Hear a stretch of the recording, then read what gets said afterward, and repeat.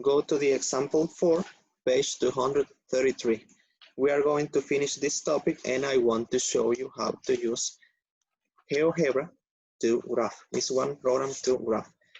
Maybe we are going to need more than one class to learn how to use this program. That's the reason why I was telling you yesterday and on Monday that maybe I want to upload a tutorial for you so you can see it later if you want to. But today I'm going to practice with you more about this. So I'm going to share my screen to show you. But first, before we start to graph, I'm going to show you how to obtain the values, the order pairs for X and Y. We are going to obtain the values, and when we have this, we continue. We are going to use first the board, sum board, to obtain the How many facts. homeworks I have? Tell me. How many homeworks I have? So now, yes, I'm going to show you using the. Okay, we are only going to use this to obtain the values. For example, we are going to read the number 4, the career application. Sue rents a manicure station in a salon. And pays the salon owner $5 with 50 cents for each manicure she gives. The amount Sue pays each day is given by f of x equal 5.50x, where x is the number of manicures.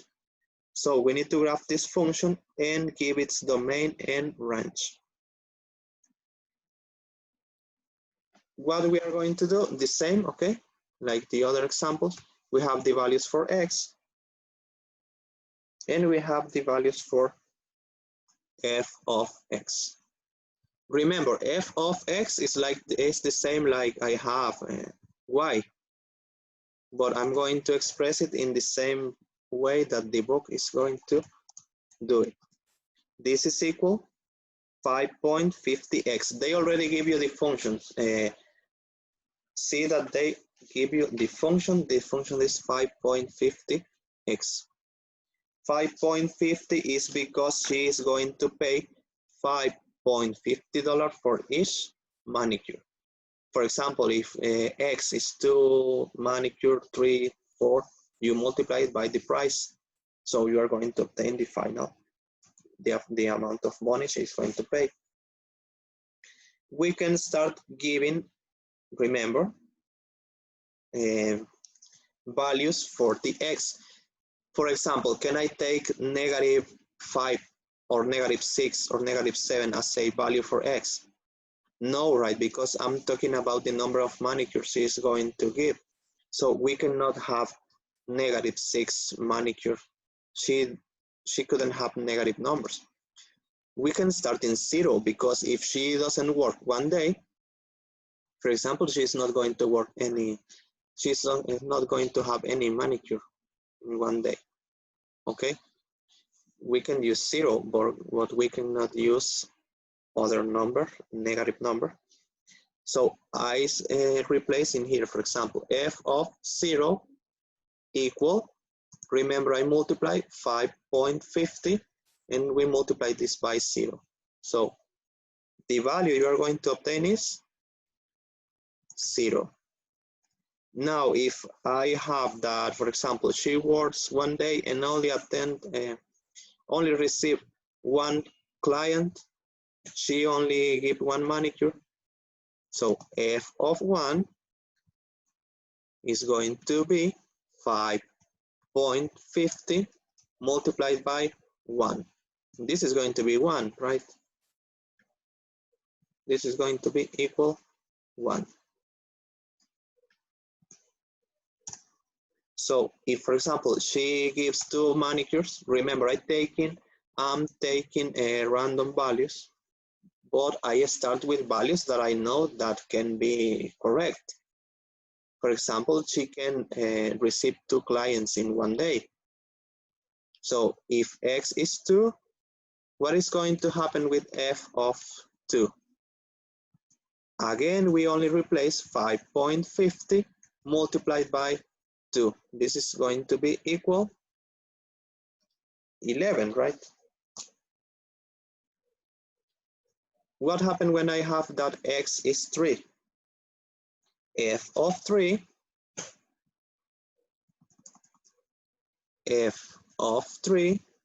is equal 5.50 multiplied by 3. This is going to be equal 16.50.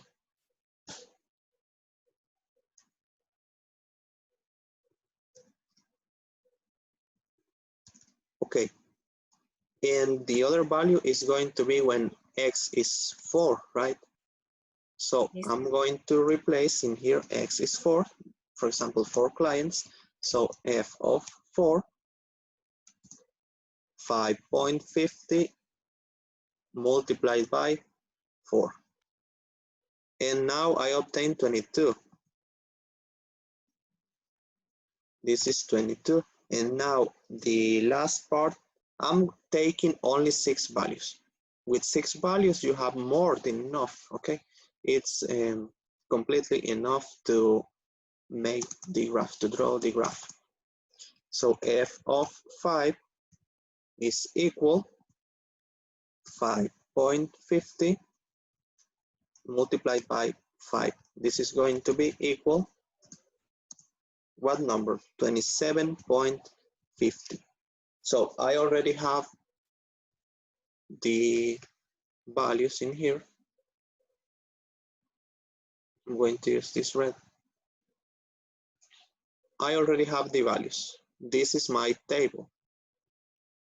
This is my table with the values from the values for X and the values for F of X. Now I need to solve the graph. Using these values, I'm going to graph. I'm going to use these facts, you have it on the book, okay, to graph on the online program using GeoGebra. This is the important part I wanted to show you today. So I think that we only have 5 minutes, but I want to, maybe if I hurry up with this, maybe if we don't finish, I can continue later with you in the other classes. This is not going to finish only in one class, guys.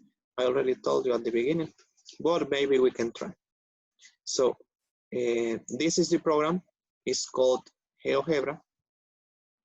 It's going to be helpful, very helpful to graph many points. I'm going to move this because you don't need.